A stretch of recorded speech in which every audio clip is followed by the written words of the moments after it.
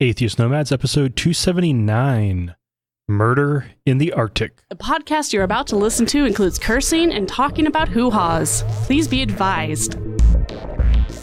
Welcome to another episode of Atheist Nomads. I am Dustin, and in a little bit, I will be interviewing Lawrence Millman about his recent book, At the End of the World, a true story of murder in the Arctic. So when his publicist reached out to me about getting him on the show, they sent me out a copy of the book, and it arrived with perfect timing for me to be able to read at the cabin during the summer. And as I was reading, I was like, no, I definitely need to get this guy on the show. This is an amazing story. It's one that it's a piece of history of religion going as horribly wrong as possible that could so easily be completely lost to history. And it's recent. Like, the last survivors are reaching the end of their lives at this point. It's a type of history that it needs to be out there. People need to know about it. One unfortunate thing is Lawrence is anti-technology. So this interview is conducted over the phone, and telephones are not the best for sound quality. I have cleaned it up a little bit and greatly reduced the amount of static, but it's a phone call. There aren't that many frequencies for me to work with.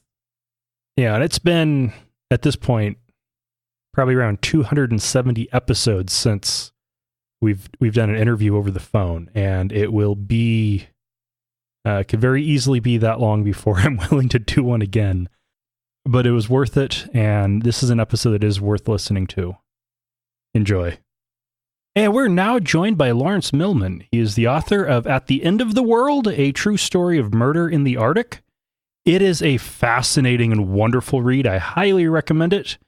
Lawrence, welcome to Atheist Nomads. I'm delighted to be here, Dustin. And Lawrence is joining us by phone, so that helps explain why his voice isn't quite as crisp as mine is. But we'll make sure that it's plenty easy to hear. That's very good. We could say that I prefer phones. I prefer actual conversation face to face, but since we're several thousand miles away, face-to-face is impossible, and I don't do Skype. I'm a person who believes that most inventions since 1925 should be banned. Oh, and so now you're on a podcast, which will be listened to by I'm on people. A podcast. Yes, I hired someone for this book. I wrote in this book that only birds should be allowed to tweet. And but the publisher said that you have to promote it digitally. And I couldn't tweet, not being a bird. So I hired someone to tweet for me. And then on Goodreads, I got all these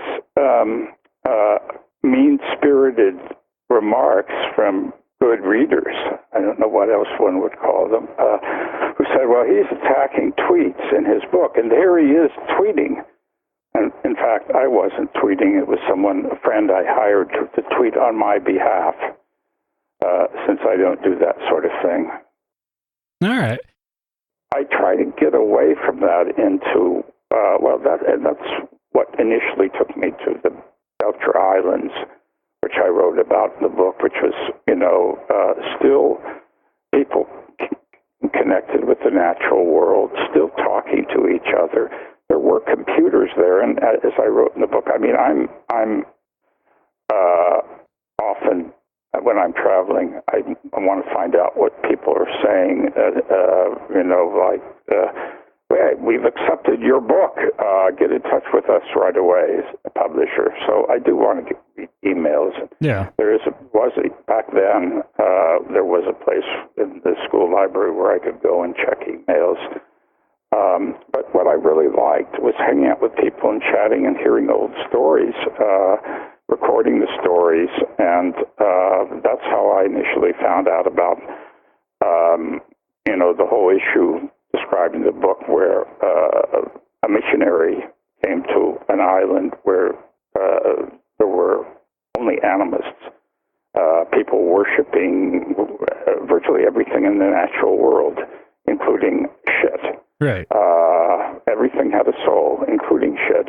Anak, it's called. Driftwood had a soul. Birds had a soul. Walrus had souls. And a missionary came and brought a Bible and told everyone, "You're absolutely wrong. Only man has a soul." And then he left the Bible, and they were a little confused, and that confusion led to the problems I described in the book, where during a period where there was a bit of hunger in the dead of winter, as there always was, they decided to turn to God. One man declared himself Jesus, another man declared himself God, and anyone who didn't believe in them was Satan, and therefore killed. Well, this was and you describe it very well in the book as an uncontacted indigenous population that almost immediately gets introduced to religion, then abandoned, and then hit with a natural catastrophe. There's no way that ends well. Sorry? There's no way that could end well.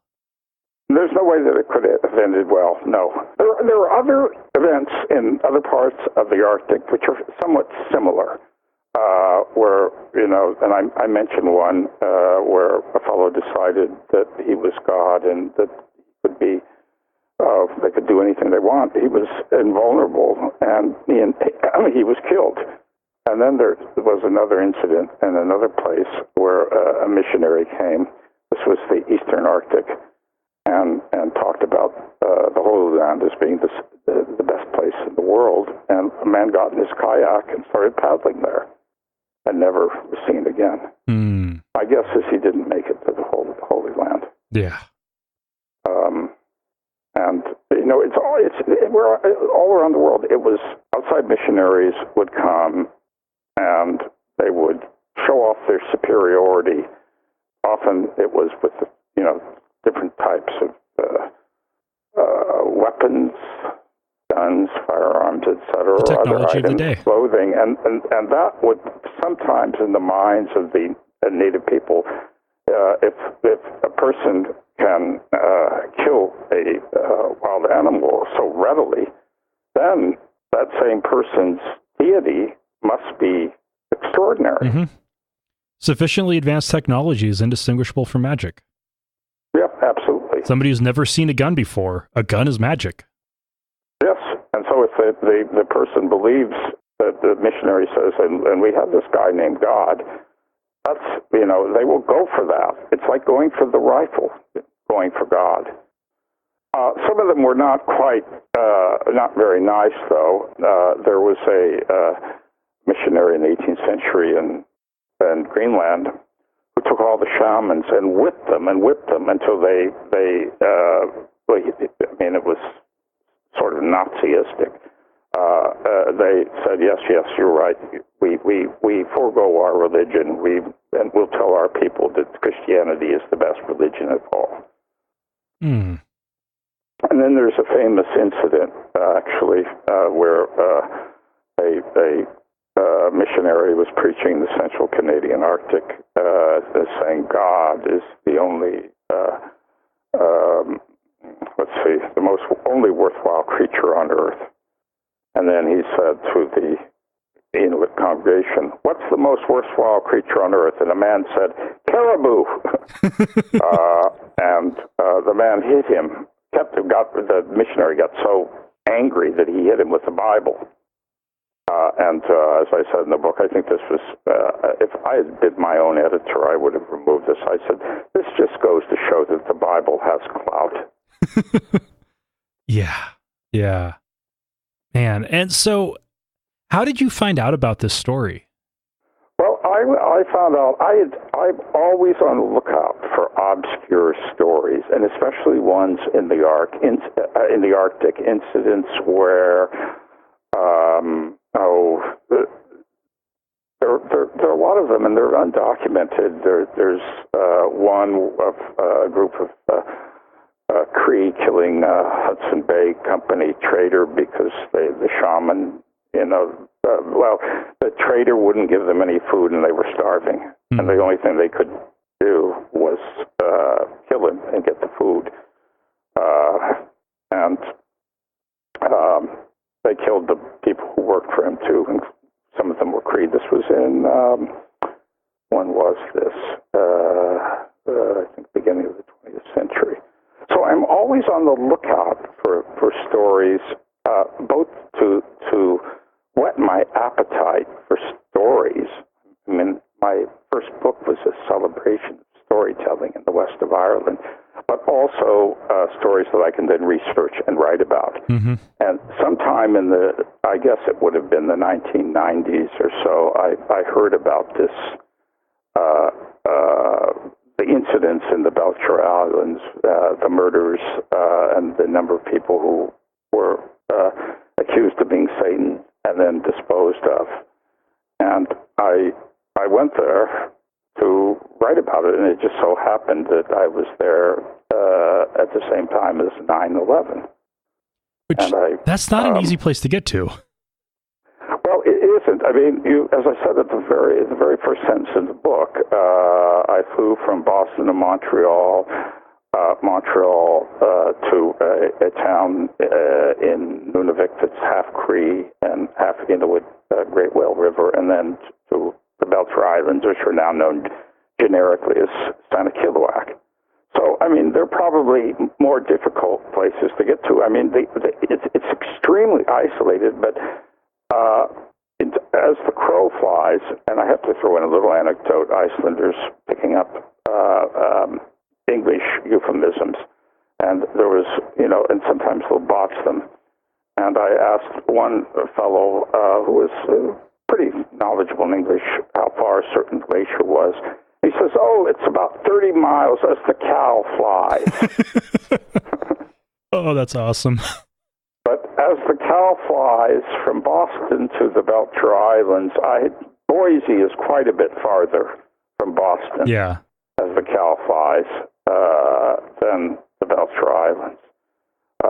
And it's interesting, they were totally ignored by the outside world. They're in the middle of Hudson Bay. They're not far north. There are, I'm thinking there are lots of places, the British Isles, that are farther north than the Belcher Islands, latitude 56 degrees north. Now, are they in Nunavut, or are they in one of the provinces?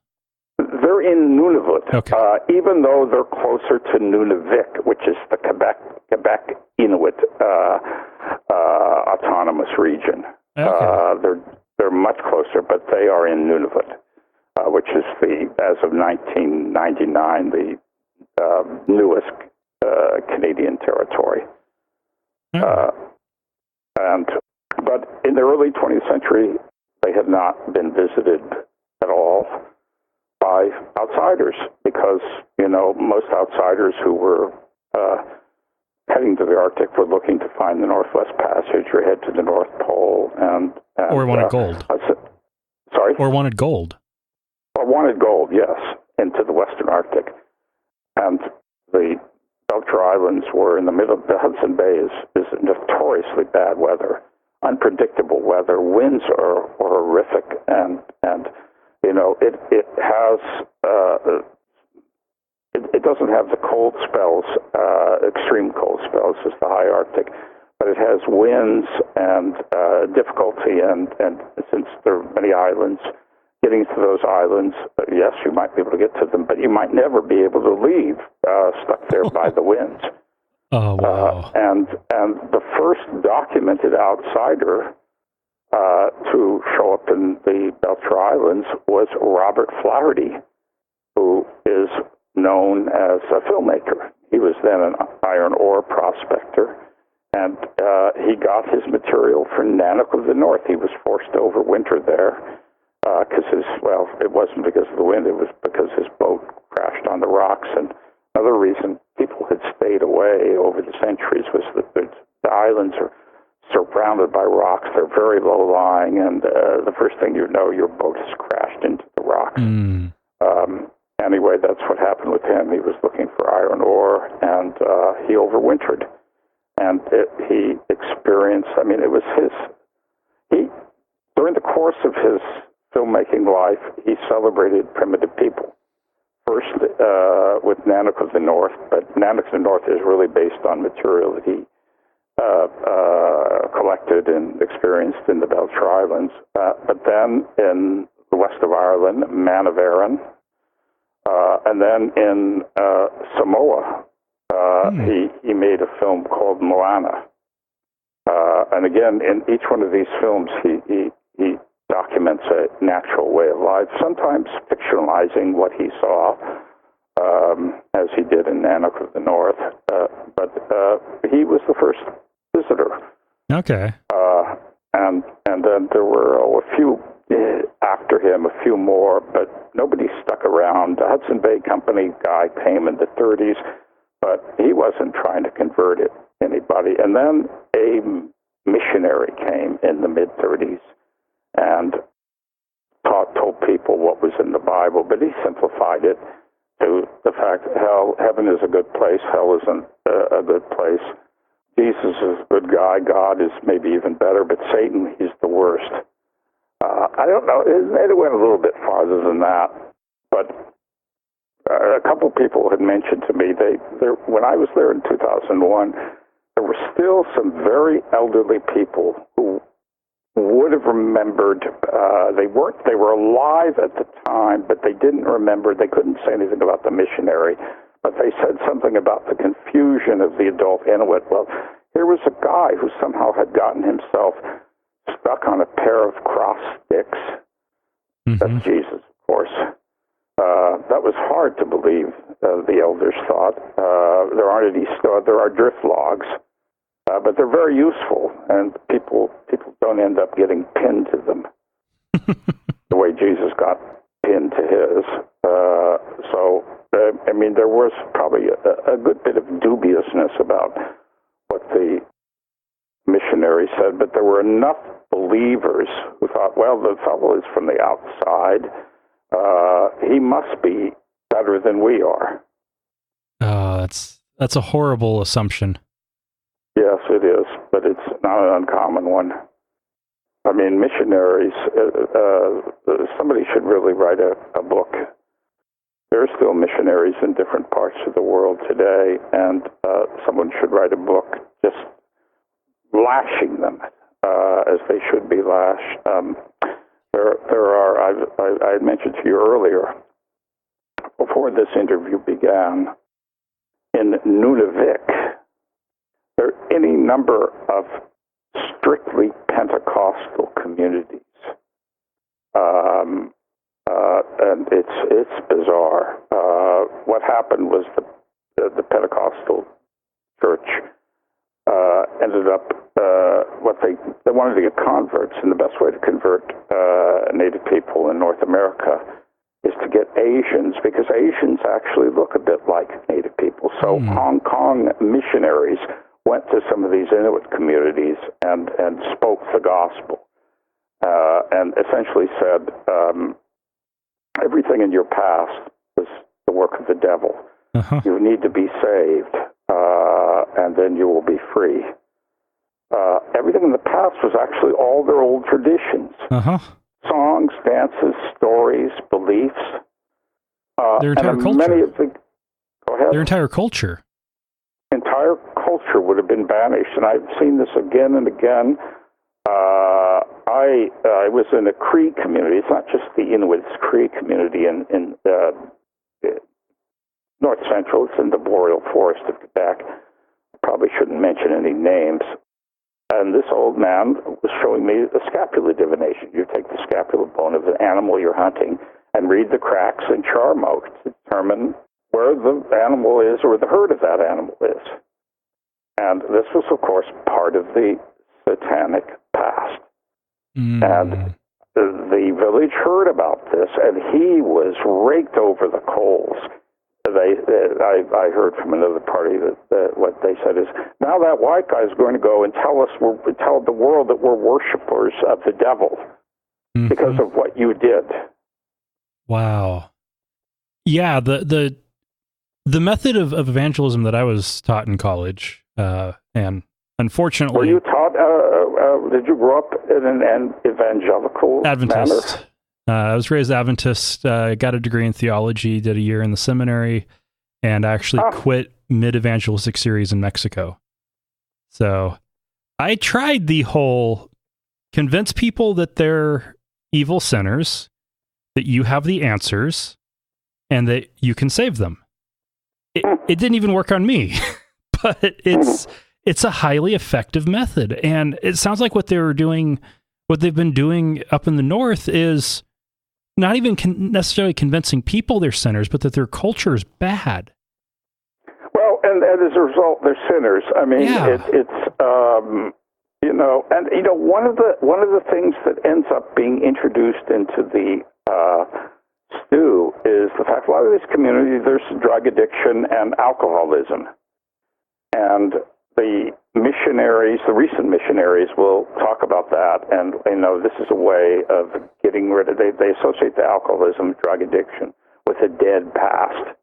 There's no dead. The past is dead, and you're not living in the present. But once you convert, you will be living in the present. Mm. And one of the things about this Cree community I mentioned to you, where the fellow performed the scapular divination, there was a bit of alcoholism and drug abuse. There isn't now. And my feeling is it was better, healthier in the days when there was alcoholism and drug abuse. Now it's squeaky clean that the people don't have their culture anymore. I mean, they had dances and songs and scapular divinations, but now those are regarded as evil. Mm-hmm. And, as time passes, they will be utterly forgotten. Oh, man. And here's another thing. I got a grant to go to probably the major petroglyph site in the Arctic, in Hudson Strait. And there are carved these faces on the rock, hundreds of them. And there's lines dripping out of the bottom. I think they're in Mexico. They're similar, and these are talking in tongues. The people, the heads are talking in tongues. It's a remarkable sight. But local Pentecostals have been going there and doing two things. I mean, they've been etching crosses over the faces or trying to destroy the faces because they call them the devil's mask. Oh, no. Major archaeological site destroyed by Pentecostal mania. Oh, that is horrible. Yes. I've seen petroglyphs, and they are absolutely incredible. The fact that anybody would destroy them is horrible. Yeah, a lot in the west. Southwest, absolutely incredible. Yeah, and these are on an island. They can't be. It's hard to protect them. It's in a remote place. You can't have a caretaker there, and finding a caretaker who's not a Pentecostal could be a problem. Mm-hmm. In the schools in one community, I won't mention the name unless you insist. Evolution isn't even taught, and there was a guy who beat up his wife. And then said God told him to do it. And he wasn't convicted or arraigned or anything. Mm. After all, God told him to do it. Mm-hmm. The police, the Mounties were in fact Pentecostals themselves. Yeah. Yeah, we have quite a few Pentecostals in Idaho. And do you? Yep. And one particular group is called the Followers of Christ. And thanks to Richard Nixon, they have free reign to let their children die needlessly. Huh. What do you mean, thanks to Richard Nixon? Nixon was the one who pushed all the states into putting in shield laws to protect faith healers. Oh, yes. He had a Christian scientist in his administration who pressured him to do that. And Idaho has not repealed that law. So as much as the county sheriff might want to arrest these parents for neglect, the sheriff can't do anything. Yeah. Very interesting, yeah. By the way, I can't remember now, and I may be wrong, Ted Kaczynski, who philosophically is one of my heroes. And I say philosophically. I was trying to get him a copy of this book. Maybe he could blurb it. Was he in Idaho when he was captured, or was he in Montana? Oh, let me check. For some reason, I thought it was Idaho, but I may be absolutely wrong here. My knowledge of the 48 states is far more. I'm more ignorant than I am about the Arctic. He was in Montana. Okay. Idaho was the Ruby Ridge shooting. Oh, yes, that's right. Yeah, right, exactly. And now we have some of the Bundys here. You have some of the Bundys coming over from Oregon. Well, from the Bundy family's from Nevada. Some of them live that's right. Here, that's right. And they went over to Oregon from Boise to take the Malheur National Wildlife Refuge and destroy a bunch of Native American artifacts. Mm-hmm. And they've now migrated to Idaho from Nevada. Some of them. Some of them. Yes, they were. They would have gotten a different. If I had been judge, and our judges now, it's hard to think of American politics without thinking of jokes. But if I'd been judge, they would not have gotten off so freely. Oh, if I'd been in charge, it would have been declared an insurrection, and the military would have been sent in. Mm-hmm. Yeah, and it was an insurrection. Yeah, they were an armed revolt against the U.S. government. That's right. Yeah. And I mean, what was happening was that this was an area. This was a pristine area. And I mean, the real problem, and one of the problems in America is ownership. You know, once you own something, you destroy it. Mm-hmm. That's an American, somehow the fulfillment of the American dream. Yeah. Oh, yeah.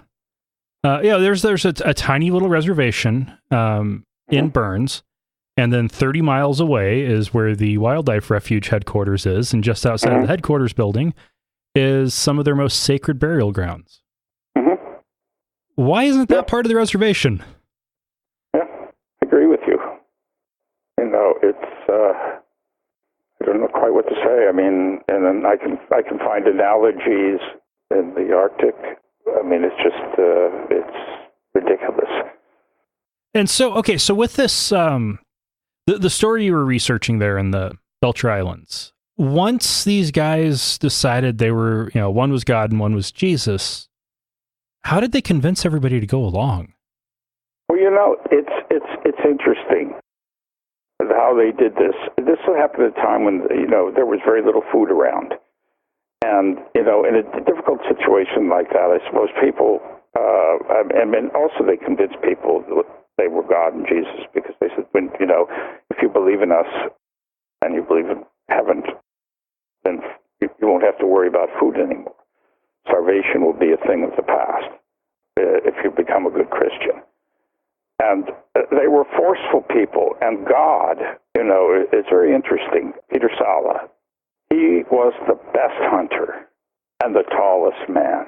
He was, in some way, appropriately God.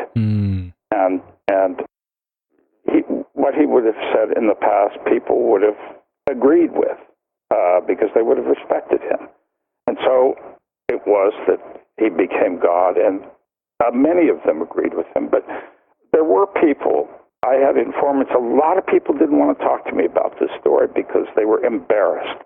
They thought it made them look primitive and, not pre-contact or just, marginally contacted, but primitive. But one of my main informants, who said I couldn't use her name, but she would happily talk to me, was an elderly woman, and she talked about the first incident. There was a 13-year-old girl named Sarah who wasn't a believer. And Peter Sala said, I'm God on the inside. I may look like Peter Sala on the outside. I'm God on the inside. And Sarah, 13, said, you're Peter Sala on the outside and Peter Sala on the inside. And there were a series of angry remarks, and somebody held a Primus stove to her face and said, she's Satan. And then she was attacked. And she didn't repent. And someone whacked her with the barrel of a rifle and took her out, and she was whacked and killed by another 13-year-old girl, 14, maybe 14, named Akinik. And the old woman who was telling me this, we had to divide into 2 days because Sarah had been her best friend. And she remembered this very well. And it was 60 years later, but she still remembered it. And she broke up. And her grandson, who was there helping out occasionally with the language, I do speak some Inuit, said, enough for today. Yeah. And I came back and we finished the story. And, this was just the beginning, perhaps the most bizarre. And again, it's there are all these ingredients, things, white man's religion, period of starvation, people who were community leaders, sort of in charge, put these all together, and it explains it. But a number of people weren't followers, and they ended up suffering the consequences. The ultimate event was Peter Sala's sister, Mina, deciding that she had a dog whip. Inuit dog whip. It is extraordinary. This isn't a visual event, so I can't show you how to flick it, but if you flick it in the right way, you can take out the eye of a dog or take off the ear of a dog. Oh, wow. Imagine what people would feel like if someone with a dog whip was herding them out onto the ice, as Mina was. And she started deciding that they have to go on the ice to meet their savior. He is kayaking down from the sky. This was not this sort of combination of the two cultures, kayaking and Jesus coming, sort of made sense to people. Kayaking vertically, well, I doubt that I would have been a believer, but she forced them, mostly older people and children, out onto the ice and whacking them with this whip. And then she said, and we must greet our Savior naked, and force them to remove all their clothes. It was about 25 below. Oh. She kept her clothes on. Oh. And adults who didn't come out suddenly, maybe they saw the light, but they started going out onto the ice and grabbing the children and hugging them to give them warmth and bring them back to shore. But when it was over, there were 6 people who had frozen to death. That doesn't take long to do at those temperatures. It doesn't take long to do with those at all. Mina wasn't one of them. What happened with her and the others, they were exiled forever from the Belcher Islands. And as somebody told me, one of the native people said, when you have the islands in your blood and when your people have evolved, people, grandparents and great-grandparents, so on, to be removed forever is worse than being executed. Mm-hmm. And so they were all sent off. In my northern travels, there's certain incidents that just stick and are going to forever stick in my mind. And this is one of them. Shortly after the exiles arrived in Moose Factory, Ontario, Cree Village, and they were just put up in tents in the Mountie compound there. There was a Cree Episcopal school, Episcopalian ministers. It wasn't a resident school. This fellow who was about 10 was heading over to school. He saw the Inuit from the Belchers, and he saw this woman who had killed, this girl who had killed Sarah, who was only about 14 or 15. And he didn't know the story, walked up to her and started speaking Cree, and she started speaking Inuktitut, and they tried to communicate and burst into riotous laughter. And he arrived at school half an hour late. The teacher minister was furious and started beating him with not a dog whip, but with a cane. And then the flash come forward 60 years to when I talked to this fellow. 70 years. I talked to him in 2010, I think it was. Okay. He looked at me, and there was a welling of tears in his eyes.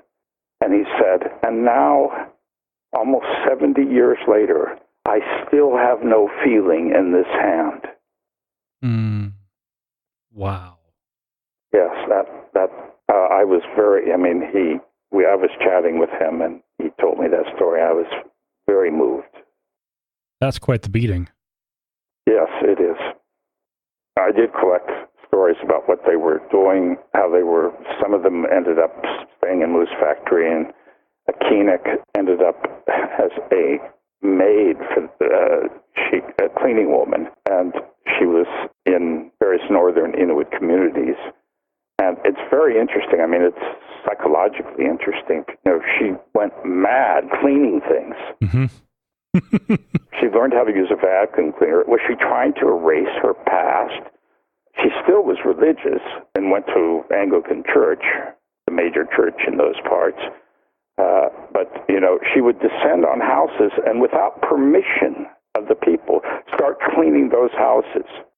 Oh, wow. That's neurotic. That's, more than neurotic, probably psychotic. But, she was officially the cleaning woman for the nuns, the school teacher at the school, and so on. And she did that. But sorry, it wasn't a Keenek. I lie. I'm getting confused because I was talking about a Keenek. It was Mina, the woman who ushered the people out on the ice, who went into the bizarre cleaning role. I haven't read my book for a while. She had a little tent in the village, and she was armed with all this cleaning stuff. And was she trying to erase from her memory what she had done to the people on ice? I don't know. It makes sense. It does make sense. It does indeed make sense. And she was sort of, a bit crazed. She went to church 3 times a day, lived in a tent, and the inside of the tent was filled with brooms and cleaning apparatuses.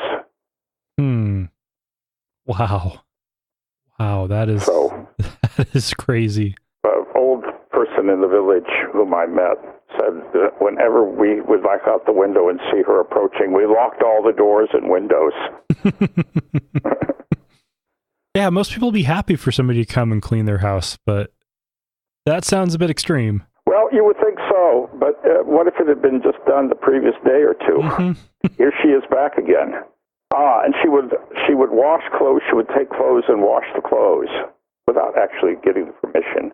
She wouldn't remove clothes while people were wearing the clothes, but she would wash them. And again, this could be some attempt at some kind of catharsis. But yeah, you would think that people would be happy. It was a free cleaning, so to speak. Yeah. It was also an invasion. Imagine you're sitting down to dinner and somebody bursts in and starts going over the floor with a vacuum cleaner whilst you're eating. Mm-hmm. I don't think I'd care for that. Now, one thing that's interesting with these stories is they're old enough that the last eyewitnesses have probably died by now. By now, 77 years, maybe a few kids are still alive. I was there in 2001, and there was only elders who remembered the stories. It was maybe others had heard about them, but they didn't want to talk about them because it made them seem less advanced than they actually were at the time. So, but now I would say, yes, you're right.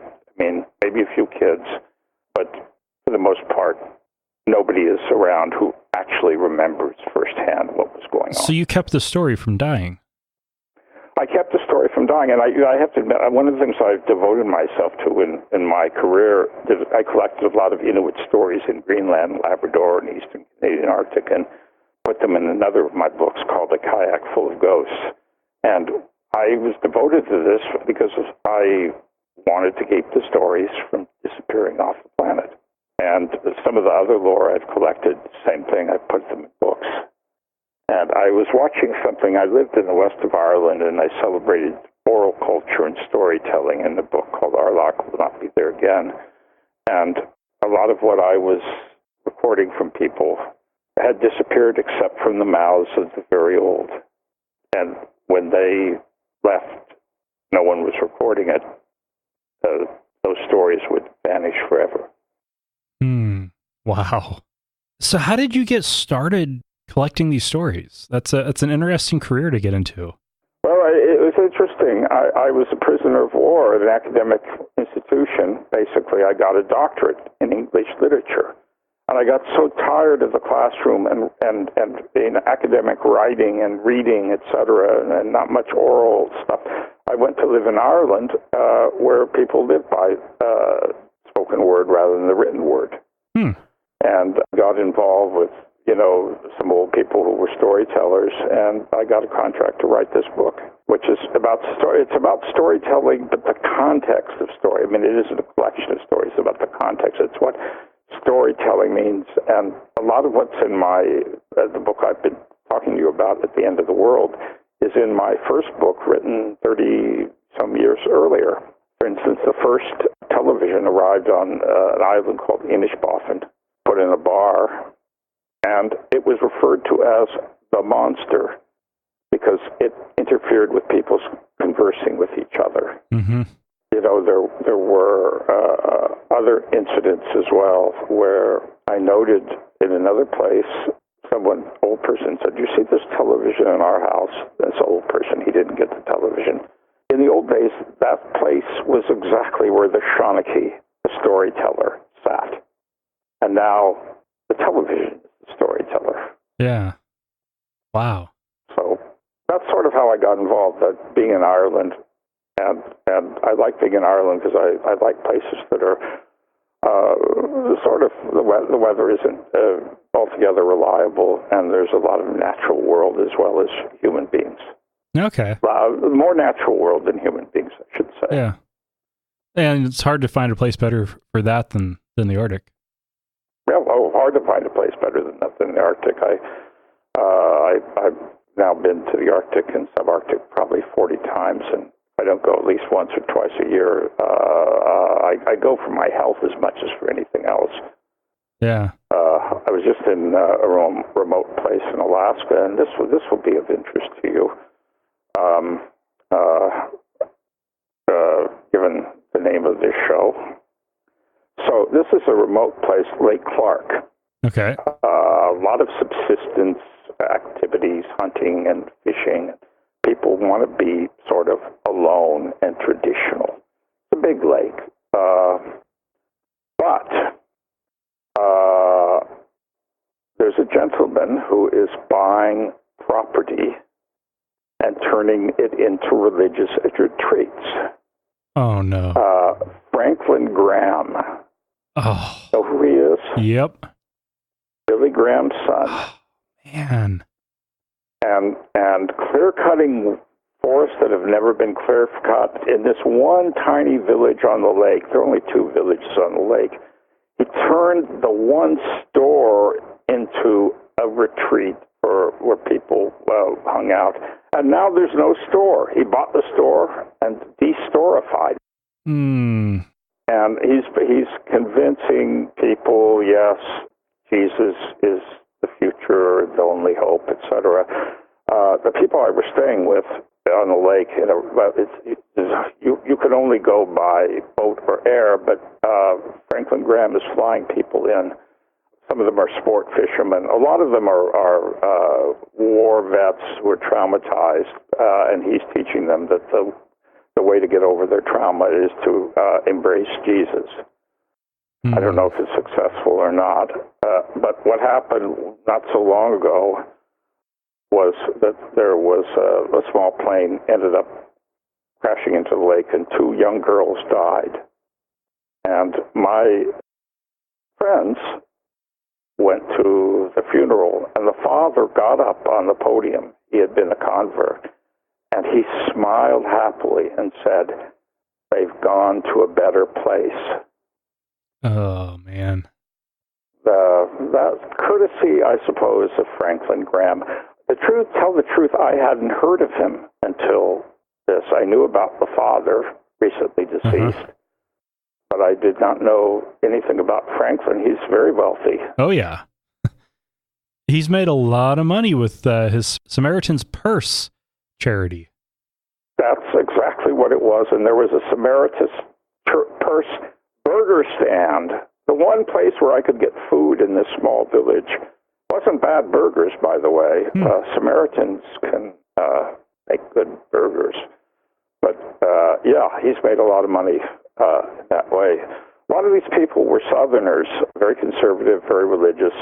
And I coined a phrase that I'm hoping will go viral in that neck of the woods, referring to his followers as graham crackers. Nice.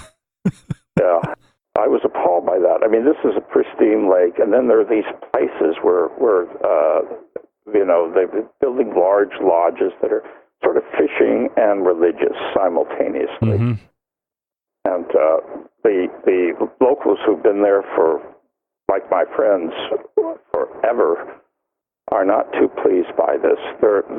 Franklin Graham is going to some of the native people who are very poor and offering them like 10 times what their land is worth so he can buy it. And how could they refuse? Yeah.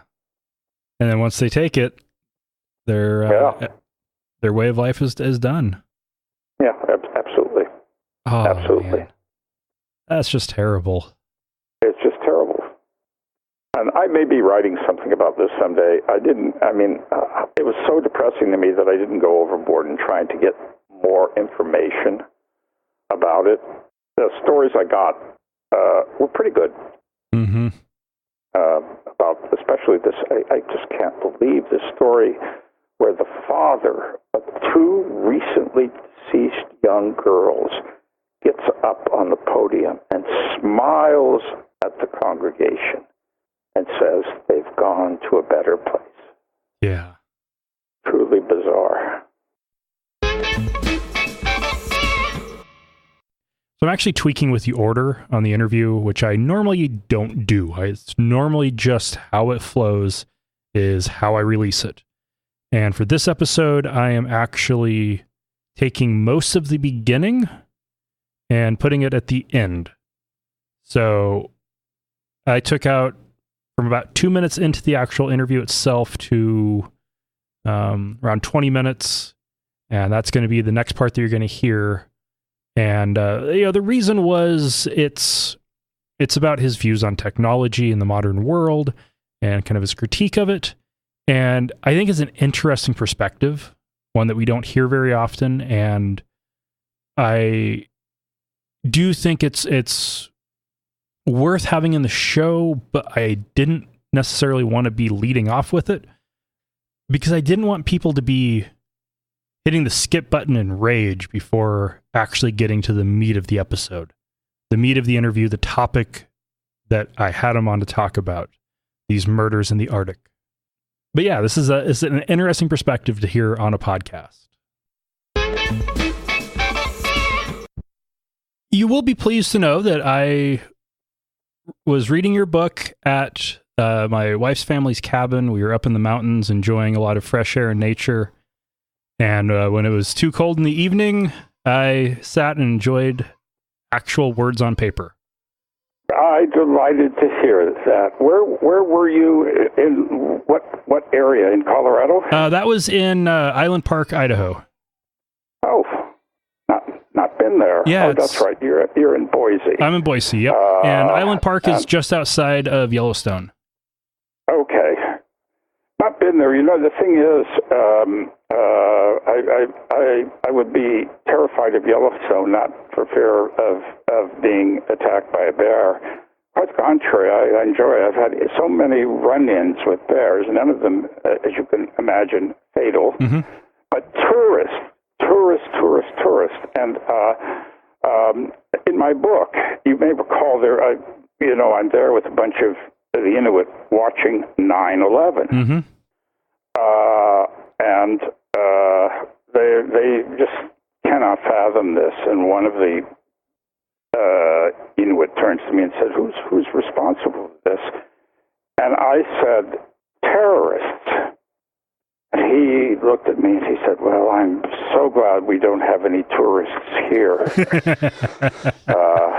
And I see them, the sort of creeping multitudes.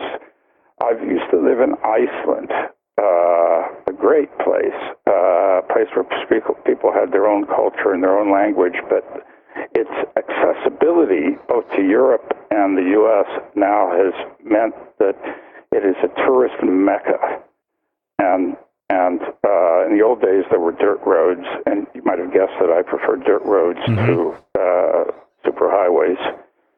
And now there's superhighways, and I could hitchhike, but there would be so few cars, I would have to wait long lengths of time. But now it's hard to cross the road because of the constant traffic.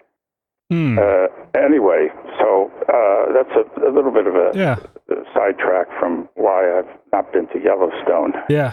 And now what you'll find mostly is that in the summertime, it'll be very large Mormon families and ridiculous amounts of people. And if you go off season, which is a much better time to be there, it will be numerous busloads of Chinese tourists. I have to say, and I don't want to seem prejudiced, that I have yet to find anywhere in the world that doesn't have numerous busloads of tiny Chinese tourists. In East Greenland, remote, I mean, they weren't busloads because there are no roads and no buses, but they certainly fly in great quantities. And I have a somewhat disheveled look about me, so do Greenlanders, and a Chinese woman came up to me, camera. I mean, it's sometimes hard to tell if a person is Chinese because they always have cameras. They're always shooting with their eyes, their face are covered by cameras. Sorry for the prejudicial remark. Anyway, the woman said to me, "Greenlander?" looking at my disheveled self. And I said, "No," but it was too late. She had already taken my pictures, and I dare say that my photo will be now passed around in some part of China.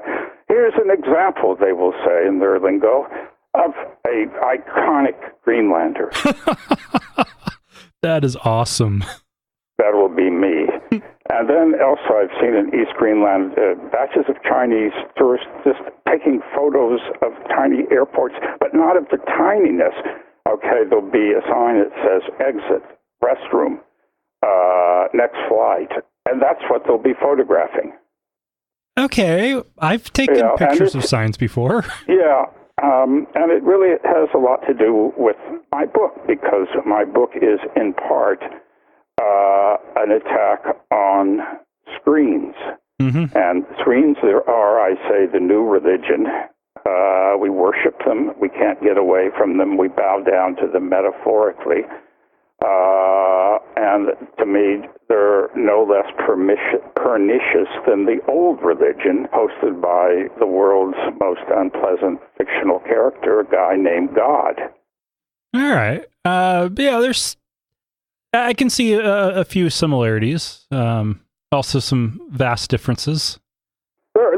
There are a couple of distances. Yes, there are differences, a few, but time will tell, and there may be more and more. I mean, there may be. I don't think there are quite yet churches devoted to the worship of the internet, but they don't have to be, because people can worship it in the privacy of their own homes. Well, I like to say that the digital revolution is bigger and more important than the Industrial Revolution was. In the way, or at least as much. It's the biggest change since the Industrial Revolution. And I could not agree with you more. It's altered thinking habits. lifestyles, brain. I mean, there's, people who depend upon the internet, and this is documented. I'm not, again, ranting, lose some of their memory because they don't need it. I mean, we're practical creatures. I mean, if you don't need a memory because you can always get something off the internet, there's no need, you don't have it. It's an evolutionary thing. Yeah, I can only remember like 5 phone numbers now. I used to know a whole lot. I hardly remember that many, but it's partially because my brain tells me that I don't need to remember phone numbers, but because I'm a mycologist, among other things, I remember, I have in my head the names of about 1,000 mushrooms. And those, to me, are more memorable than, those names are more memorable than the phone numbers. All right. And I have, it's also interesting, and I talk about this in the book too, there's a big difference between writing a letter and sending an email and receiving that letter and receiving an email. And I don't want to use any religious terminology with respect to my atheistical self, but I have managed to convert quite a few people to letter writing. And I get handwritten letters. I spend far more time, I think, answering handwritten letters to people than I do sending emails. Interesting. Yeah, and I said in the book, too, that, let's say you've got a friend named Mushpan Mike living in the wilds of Alaska, and he writes you a letter telling you he's fallen in love with a female moose. And his letter is all crazed and zigzaggy because he's mad and passionate in his state of love. Let's say he also he alternatively sends it as an email. And what I say is, it's not love anymore. Because it's just sort of cozy, easy, every syllable being the same. There's nothing that in the letter writing that suggests passion. Yeah, I can appreciate that. There is something different about a handwritten note. I recently read some handwritten note on the podcast. It is so much harder to read. Well, that is one of the drawbacks. And my own handwriting, if I sent you a handwritten note, what I like to think is, even when it's incomprehensible, it's at least artistic. Yeah. Because it moves in various zigzaggy directions. Now, of course, we do have the trend happening of more and more communication being audio again, and even video. And so, like, my parents live 500 miles away, and they get to see my daughter on Skype. And they wouldn't get to see her so often if it wasn't for that. But are they really seeing her? They're seeing an image of her, a square image of her. It's not the same, but it's better than just... She's 10 months old, so it's better than just talking to her on the phone, since she doesn't talk. I see, yes. My argument with this is basically, moderation is okay, but it's hard for people to get moderate when they're using these devices. They're like monkeys with shiny toys, and they really go overboard. So yes, occasionally a Skype, but a couple times daily. And I was telling you before about I restrict the amount of time I spend with my computer to about an hour a day, because I don't want to end up being stuck in a pretzel position or having a morphology that's zigzaggy, the way I think our species will end up owing to the sit-down nature of their lives. And, the thing is, I was looking at, where was a photo of New York, 1905, people on the street. They were all very slender. Now, obesity is the rule of the game, and I know that there are all these groups that argue that fat women are are good, fat men are good, fatties are great. I'm not so certain that that's true health-wise, but in any event, the one of the reasons for this is the sit-down nature of American life, in front of a TV or in front of a computer or riding in a 2-ton wheelchair known as an automobile. Yeah, it's and I guess it's I definitely really a big factor. Yeah, I'm not saying anything new here. Yeah. In high school, I worked in a lumber mill, and there wasn't anybody really obese there. Mm-hmm. No, because they were working, they were outside, they were being physical. Oh, we were all trapped indoors, but constant movement, constant work. Constant movement. Uh-huh. A thing of the past, I fear. Right, because machines can do it cheaper and faster with a lower error rate. And easier, yes, they can do it, but one has to think about what one loses with facility. I mean, the passage, the experience of being in a place and failing, and then trying to succeed, and then failing. I mean, as a writer, it's much more interesting for me to write about my screwing up, whatever it is I screwed up, than to write about a successful trip where the planes arrived on time and everyone arrived on time and I stayed in an upscale lodge. I would rather walk somewhere than ride, even though it's easier to ride, because guess of all the things I can see along the way, not just mushrooms. And I live here in Cambridge, Mass., and if it's within 5 miles, I will walk. Just the other day, I found a mushroom I had never seen before in my life anywhere because I was walking. Of course, if I had been driving sealed up in a hermetically sealed off automotive vehicle, I would not have seen it at all. Yeah. That's definitely one amazing thing with walking or riding a bike. You can see so much more. You can, yeah.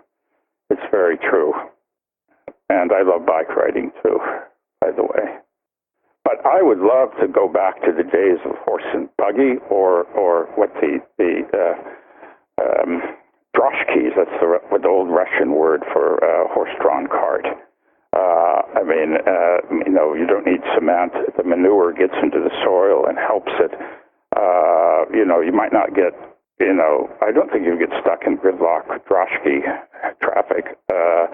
But, you'd be there with another organism, a horse, and you'd have a great affection for that. I know people have great affections for their cars and sometimes give them names. But I have no affection for cars. When I was with my ex and the car didn't work, I would call it all sorts of names that were very unpleasant, but they weren't personalized names. Like the old nag, that's what you could call a horse that takes the wrong turn. But when the car wouldn't start, or would be stuck in ice, or be something like that, I think how much easier it would be not to have a car, because I'm mired in this bloody thing, or mired in traffic. That was the worst, gridlock traffic. You don't have to worry about that in your neck of the woods. It's starting to get there. Really? Yeah. And this is going to become worse and worse in our automotively inspired country. Well, we have the problem in Boise of it's the fastest growing city in the country, and it is. It's still hell-bent on, with the exception of the city of Boise's government, everybody else is hell-bent on this myth that Boise is a small town. It's going to be a metropolitan area of 1 million people here within 10 years. You jest. No. What is the attractant? Is it Californians? Every time there's an earthquake or a natural disaster, the state vomits out in all directions some of its residents. And in Montana, they were talking about some years ago, the Californification of Montana.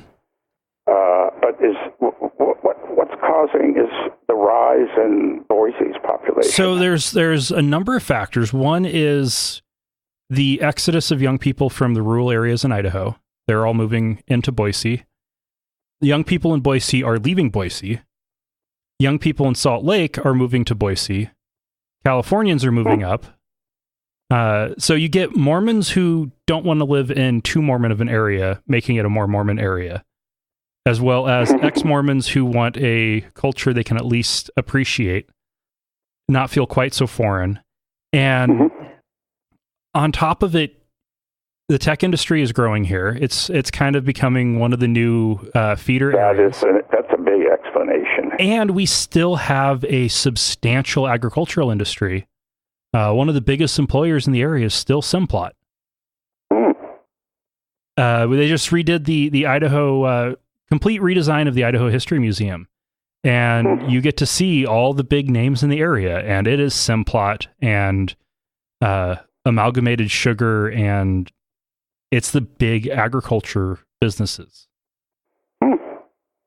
Very interesting. Yeah. I had not known that. I'm one of those people that you referred to as I think naive about Boise, thinking of it as it's a university town, isn't it? Yeah. There's a Boise State University in Boise, and then there's Northwest Nazarene University in Nampa right next door, and then the next town over is the College of Idaho, which used to be Albertson College because it was started by the Albertson family of the grocery store chain. Oh, very interesting indeed. But one of the things with, it's easy to try to romanticize the old days with, horse-drawn buggies, but New York City in the 1880s had horrific gridlock with horses.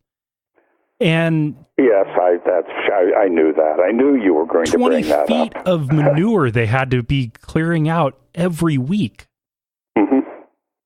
This is true, which brings up, another issue which we won't need to talk about. But one reason I'm attracted to the Arctic is there's more nature than people.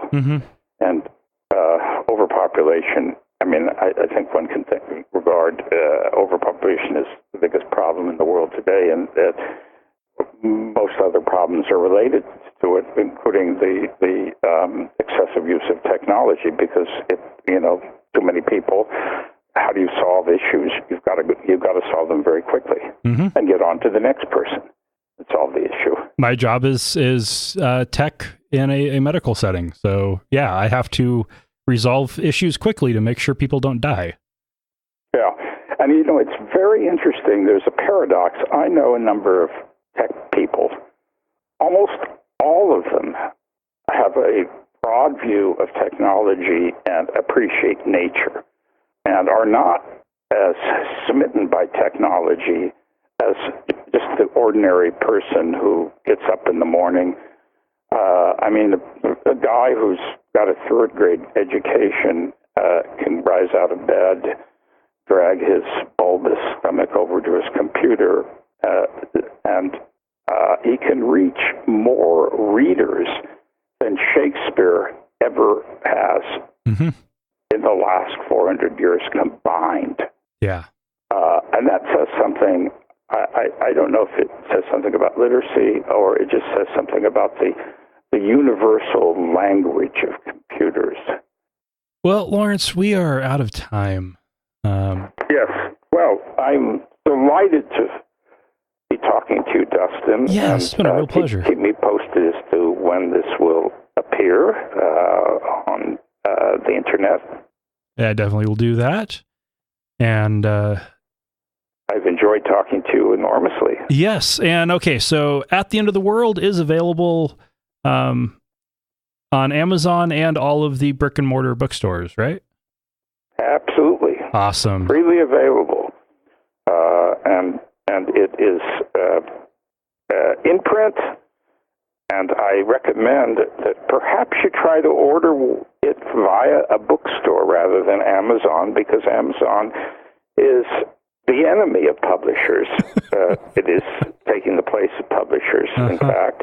And if you could go to a bookstore, it's also taking the place of bookstores. They're going under, going belly up. I'm sure half a dozen, even during this interview, have gone belly up. Go to a local bookstore, and if it's not in stock, order it. And not only will you be doing me a favor, but you will be doing the bookstore a favor, and you will be doing sanity a favor, and you will be casting a vote for, what should we call it, anti-corporation, whatever we want to call it. Yeah, definitely. So I guess all that remains is for me to remind our listeners that not all those who wander are lost. Thank you for listening to another episode of Atheist Nomads. You can find show notes and contact information at atheistnomads.com.